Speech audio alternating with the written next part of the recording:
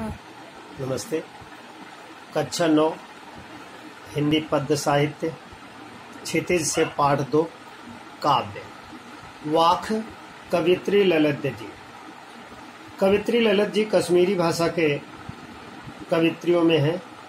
उन्होंने ईश्वर की भक्ति के लिए अपने दोहे कुछ इस प्रकार प्रस्तुत किए हैं। रस्सी का कच्चे धागे की खींच रही मैं नाव, जाने कब सुन मेरी पुकार, करे देव भवसागर पार। पानी टपके कच्चे सकोरे, व्यर्थ प्रयास हो रहे मेरे, जी में उठती रह रहू, घर जाने की चाय है घेरे। उसमें शब्दार्थ कुछ इस प्रकार है। धागा सूत का बना हुआ, भवसागर जन्म मरण का सिलसिला, सकोरे मिट्टी का कटोरा, फूंक उठना, कसक पैदा होना, सम इंद्रियों का दमन। दोहा का अर्थ इस प्रकार है कि मनुष्य का जीवन कच्चे घड़े की तरह है। रस्सी कच्चे धागे की खींच रही मैं नाव। जिस तरह मनुष्य पात्र को कुएं में डालता है, रस्सी से जल निकालता है, ठीक इसी प्रकार मनुष्य का जीवन भी ईश्वर के पास से, ईश्वर की भक्ति के से जन्म और मरण के जीवन रूपी नौका को पार करने का प्रयास करता है।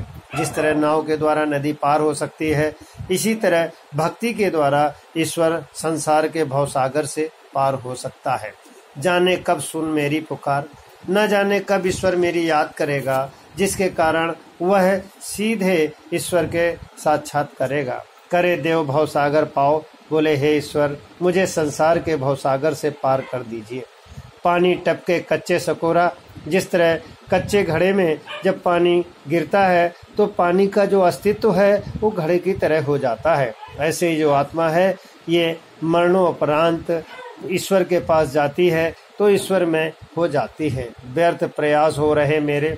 मनुष्य संसार में अनेक प्रकार के प्रयास करता है, लेकिन बिना ईश्वर के वो प्रयास अधूरे रहते हैं, कुछ नहीं कर सकता।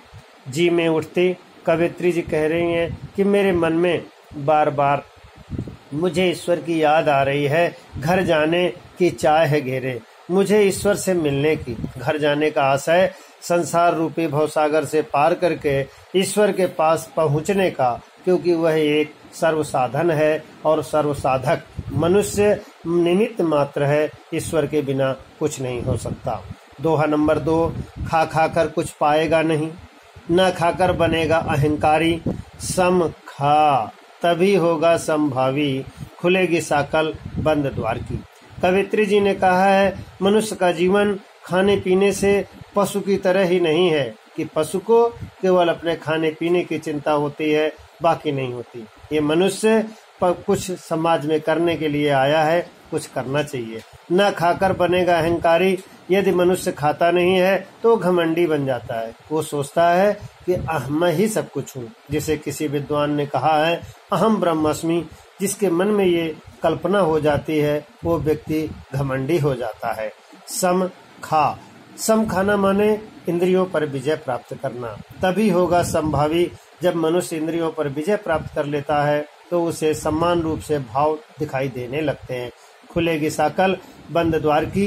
ये जो मंद बुद्धि है, अज्ञानता है, ये ज्ञान रूपी प्रकाश जब ईश्वर की महिमा होती है तो उसका साकल खुलना। साकल माने देहाती भाषा में दरवाजे के ऊपर लगाई जाने वाली एक लोहे की कुंडी टाइप होती है, जिसमें लोग ताला बंद करके चले जाते हैं। अज्ञानता भी इसी तरह का एक द्योतक है।